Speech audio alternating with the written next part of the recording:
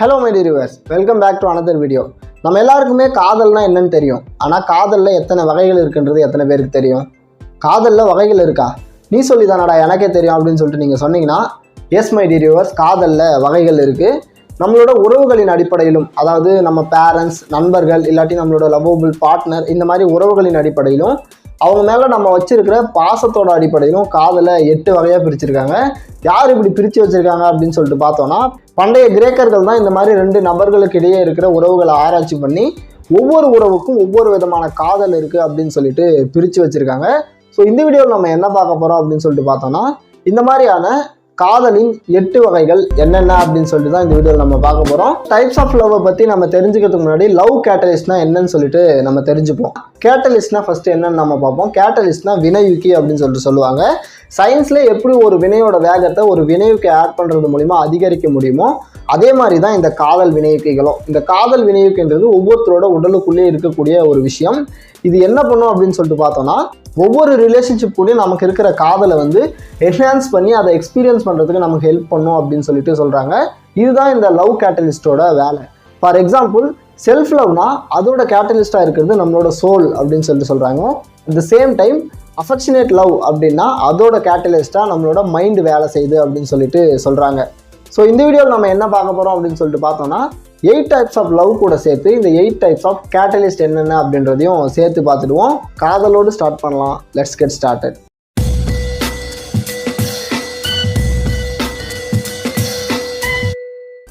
காதலின் முதல் வகை என்ன அப்படின்னு சொல்லிட்டு பார்த்தோம்னா, பிலியா ஆர் அஃபெக்ஷனேட் லவ் அப்படின்னு சொல்லிட்டு சொல்கிறாங்க.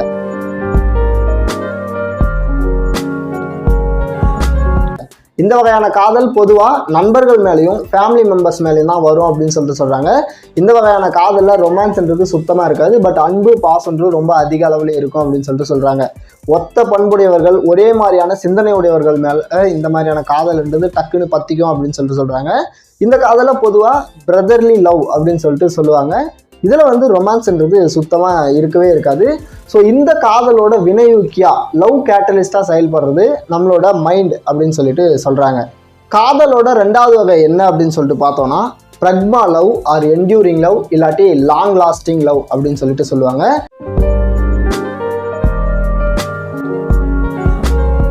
அழிவே இல்லாத காதல் அப்படின்னு சொல்லிட்டு சொல்லுவாங்க இல்லையா?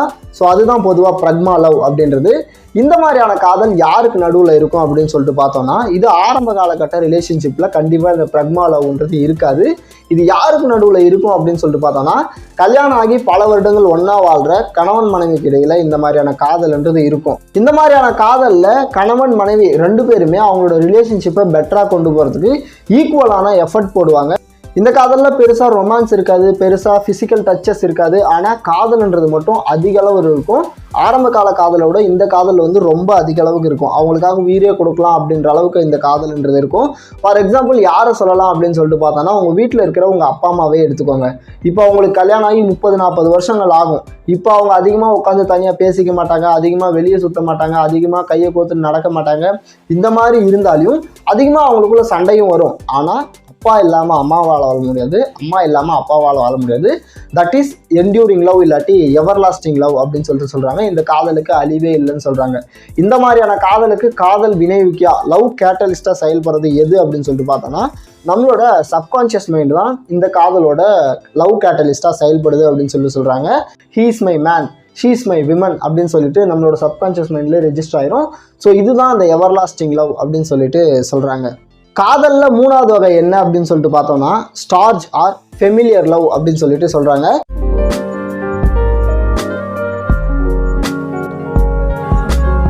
இந்த வகையான காதல் பொதுவாக பேரண்ட்ஸுக்கும் குழந்தைங்களுக்கும் நடுவில் இருக்கிற லவ் அப்படின்னு சொல்லிட்டு சொல்கிறாங்க. இந்த மாதிரியான காதலில் அதிகமான சகிப்புத்தன்மையும் அதிகமான டீப் இமோஷனல் கனெக்ஷனும் இருக்கும் அப்படின்னு சொல்லிட்டு சொல்கிறாங்க. ஒரு அம்மாவுக்கு ஒரு குழந்தை பிறகுதுன்னா அந்த அம்மா அந்த குழந்தைய கருப்பாக சிவப்பாக இருக்கான்னு பார்க்க மாட்டாங்க. அந்த குழந்தை ஊனமாக பிறந்திருக்கா, நல்லா பிறந்திருக்கான்னு பார்க்க மாட்டாங்க. பட் அது என்னோட குழந்தை அப்படின்னு இமிடியேட்டாக அவங்களுக்கு ஒரு எண்ணம் வருது இல்லையா? இமிடியேட்டாக அந்த குழந்தை மேலே ஒரு லாங் லாஸ்டிங் லவ் வருது இல்லையா? இமிடியேட்டாக அந்த குழந்தை மேலே ஒரு உயிரே வைக்கிறாங்க இல்லையா? இந்த மாதிரியான காதல் தான் ஸ்டார்ஜ் ஆர் ஃபெமிலியர் லவ் அப்படின்னு சொல்லிட்டு சொல்கிறாங்க.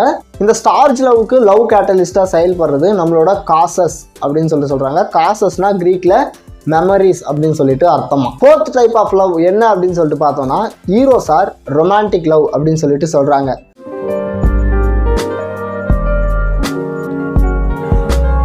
இந்த மாதிரியான காதல் தான் மோஸ்ட் ஆஃப் த பீப்புளுக்கு வரக்கூடிய காதல் அப்படின்னு சொல்லிட்டு சொல்கிறாங்க. மோஸ்ட் ஆஃப் த யங்ஸ்டர்ஸ்க்கு வரக்கூடிய காதலும் இந்த ரொமான்டிக் லவ் அப்படின்னு சொல்லிட்டு தான் சொல்கிறாங்க. ரொமான்டிக் லவ்வில் மோஸ்ட் ஆஃப் ஃபிசிக்கல் டச்சுக்கான டிசையர்ஸ் அதிகமாக இருக்கும் அப்படின்னு சொல்லிட்டு சொல்கிறாங்க. இது மோஸ்ட்டாக ஹார்மோன்ஸ் பண்ணுற வேலையினால தான் இந்த மாதிரியான காதல் வருதுன்னு சொல்லிட்டு சொல்கிறாங்க.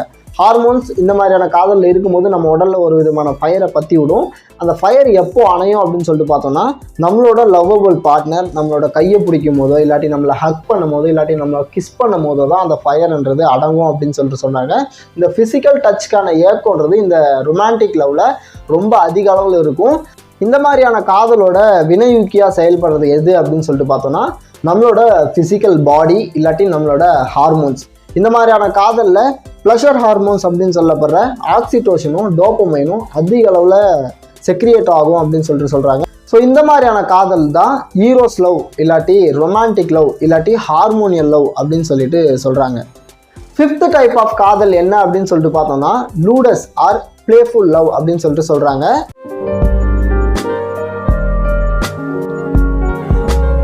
பேர்லேயே இருக்குது லூடோ. லூடோன்னா என்ன? கேம், ஒரு விளையாட்டு இல்லையா? ஸோ இந்த மாதிரியான காதல்ன்றது ஒரு விளையாட்டுத்தனமான ஒரு குறும்புத்தனமான காதல் அப்படின்னு சொல்லிட்டு சொல்கிறாங்க. இந்த மாதிரியான காதலில் நிறைய அளவுக்கான டீசிங் கேலி கிண்டல்கள் இது அதிக அளவில் இருக்கும் அப்படின்னு சொல்லிட்டு சொல்கிறாங்க. இந்த மாதிரியான காதலில் இருக்கிறவங்க எப்பவுமே சந்தோஷமாக இருப்பாங்க. அவங்க சிரித்து ரொம்ப அதிகமாக பேசிகிட்டு இருப்பாங்க அப்படின்னு சொல்லிட்டு சொல்கிறாங்க. இந்த மாதிரியான காதல் பொதுவாக புதுசாக கல்யாணமான யங் கப்புள்ஸ் இருக்காங்க இல்லையா? ஸோ அவங்களுக்கு நடுவில் இருக்கும். இந்த மாதிரியான காதல்கள் ரிலேஷன்ஷிப்போட ஆரம்ப காலகட்டத்தில் இருக்கும் அப்படின்னு சொல்லிட்டு சொல்கிறாங்க. இந்த ஹனிமூன் பீரியட் அப்படின்னு சொல்லிட்டு ரிலேஷன்ஷிப்பில் ஒரு வார்த்தை சொல்லுவாங்க. ஸோ அந்த ஹனிமூன் பீரியட் டைமில் இருக்கக்கூடிய ஒரு லவ் தான் இந்த லூடஸ் லவ் அப்படின்னு சொல்லிட்டு சொல்கிறாங்க. ஸோ இந்த வகையான காதலுக்கான லவ் கேட்டலிஸ்ட் என்ன அப்படின்னு சொல்லிட்டு பார்த்தோம்னா ஆஸ்ட்ரல்னா நம்மளோட இமோஷன்ஸ். இந்த மாதிரியான லவ்வில் இருக்கிறவங்க இமோஷ்னலி அதிகமாக அட்டாச்சான பீப்புள்ஸாக இருப்பாங்க அப்படின்னு சொல்லிட்டு சொல்கிறாங்க. காதலின் ஆறாவது வகை என்ன அப்படின்னு சொல்லிட்டு பார்த்தோம்னா மேனியா ஆர் அப்சசிவ் லவ் அப்படின்னு சொல்லிட்டு சொல்கிறாங்க.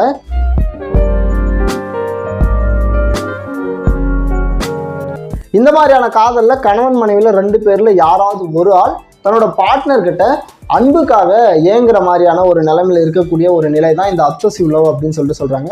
அவங்ககிட்ட இருந்து அன்புக்காக இவங்க டிபெண்ட்டாக இருப்பாங்க. லவ்வுக்கான எஃபர்ட்ன்றது 2 சைடு இருந்தும் இம்பேலன்ஸ்டாக இருக்கும் அப்படின்னு சொல்லிட்டு சொல்கிறாங்க. ஈரோஸ் அண்ட் லூடாஸ் லவ்வோட இம்பேலன்ஸ் காரணமாக தான் இந்த மாதிரியான அப்சசிவ் லவ்ன்றது உருவாகுது அப்படின்னு சொல்லிட்டு சொல்கிறாங்க. ஸோ ரொமான்டிக் லவ்வையும் பிளேஃபுல்லான லவ்வையும் சமமான அளவில் பேலன்ஸ்டாக நம்ம பார்த்துக்கிட்டோம்னாலே இந்த மாதிரியான அப்சசிவ் லவ்வை தவிர்க்கலாம் அப்படின்னு சொல்லிட்டு சொல்கிறாங்க. இந்த மாதிரியான காதலில் லவ் கேட்டலிஸ்டாக செயல்படுறது சர்வைவல் இன்ஸ்டிங் அப்படின்னு சொல்லிட்டு சொல்கிறாங்க. இது என்ன பண்ணும் அப்படின்னு சொல்லிட்டு பார்த்தோம்னா ஒருத்தரை அவர் வாழ்கிறதுக்காக இன்னொரு தன்னோட பார்ட்னர் மேலே அதிக அளவுக்கு டிபெண்ட்டாக இருக்கிற மாதிரி கொண்டு போய் விட்டுரும் அப்படின்னு சொல்லிட்டு சொல்கிறாங்க. ஸோ இந்த மாதிரியான லவ்ன்றது ஒரு ரிலேஷன்ஷிப்பு டேஞ்சரான ஒரு விஷயம் அப்படின்னு சொல்லிட்டு சொல்கிறாங்க. காதலில் 7வது வகை என்ன அப்படின்னு சொல்லிட்டு பார்த்தோம்னா பிலாட்டியா ஆர் செல்ஃப் லவ் அப்படின்னு சொல்லிட்டு சொல்கிறாங்க.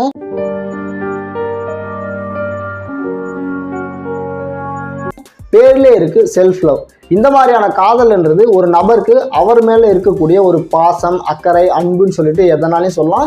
இந்த மாதிரி செல்ஃப் லவ் இருக்கிறவங்க மற்றவங்களை பற்றி யோசிக்க மாட்டாங்க. மற்றவங்களுக்கு கஷ்டம் கொடுக்காம தனக்கு என்ன பிடிக்குதோ அந்த விஷயங்களை இவங்க தாராளமாக பண்ணிவிடுவாங்க. இந்த மாதிரி செல்ஃப் லவ்வில் இருக்கிறவங்களுக்கு அவங்களோட செல்ஃப் எஸ்டீம்ன்றது ரொம்ப அதிக அளவில் இருக்கும். யாருக்காகவும் அவங்களோட தேவைகளை அவங்க விட்டு கொடுக்கவே மாட்டாங்க. அட் த சேம் டைம் இவங்க மற்றவங்க கூட லவ்வில் போகிறதுக்கும் இவங்களுக்கு விருப்பம் இருக்காது. பிகாஸ் இவங்க எப்பவுமே இவங்களுக்கு தான் ஃபர்ஸ்ட் இம்பார்ட்டன்ஸ் கொடுப்பாங்க. ஸோ அந்த மாதிரி இருக்கிறவங்க தங்களோட கேரக்டரை மாற்றிக்கிட்டு மற்றவங்க கூட ஒரு லவ்வில் இருக்கணும் அப்படின்றதுக்கு விரும்ப மாட்டாங்க. ஸோ செல்ஃப் லவ்க்கு லவ் கேட்டலிஸ்டாக செயல்படுறது எது அப்படின்னு சொல்லிட்டு பார்த்தோம்னா நம்மளோட சோல், அதாவது ஆன்மா அப்படின்னு சொல்லிட்டு சொல்கிறாங்க. காதலின் 8வது வகை என்ன அப்படின்னு சொல்லிட்டு பார்த்தோம்னா அகாபே ஆர் செல்ஃப்லெஸ் லவ் அப்படின்னு சொல்லிட்டு சொல்கிறாங்க.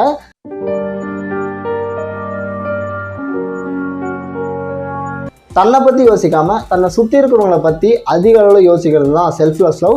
இந்த மாதிரியான காதலில் இருக்கிறவங்க தனக்குன்னு எதுவுமே பண்ண மாட்டாங்க. தன்னை சுற்றி இருக்கிறவங்க நல்லா இருக்கணும் அப்படின்னு சொல்லிட்டு நினைப்பாங்க. அதே மாதிரி மற்றவங்களுக்கு ஹெல்ப் பண்ணுற குணன்றது இவங்களுக்கு அதிக அளவில் இருக்கும். எந்த விதமான எதிர்பார்ப்பும் இல்லாமல் மற்றவங்களுக்கு உதவின்றது பண்ணுவாங்க. ஸோ இதுக்கு ஒரு பெஸ்ட் எக்ஸாம்பிளாக சொல்லணும்னா அன்னை தெரசாவை சொல்லலாம். செல்ஃப்லெஸ் லவ்வோட லவ் கேட்டலிஸ்டாக செயல்படுறது நம்மளோட ஸ்பிரிட் அப்படின்னு சொல்லிட்டு சொல்கிறாங்க. நம்மளோட ஸ்பிரிட் செல்ஃப்லெஸ் லவ்வில் இருக்கும்போது மற்றவங்க கிட்ட கைண்ட்னஸை பரப்புறதுக்கு என்னென்னலாம் பண்ண முடியுமோ அதையெல்லாம் பண்ணும் அப்படின்னு சொல்லிட்டு சொல்கிறாங்க. ஸோ மெட்டீரியல்ஸ் இதுதான் அந்த 8 டைப்ஸ் ஆஃப் லவ், அதோட கேட்டலிஸ்ட் எல்லாத்தையும் நான் உங்களுக்கு டீட்டெயிலாக சொல்லியிருப்பேன் அப்படின்னு சொல்லிட்டு நம்புறேன். இந்த வீடியோ உங்களுக்கு பிடிச்சிருந்தா மறக்காம ஒரு லைக் பண்ணுங்க. அதே மாதிரி காதலுக்கு ஏற்ற நிறம் மஞ்சள் அப்படின்னு சொல்லிட்டு சொல்லுவாங்க, அதே மாதிரி நம்ம சேனலுக்கு ஏற்ற நிறம் சிகப்பு.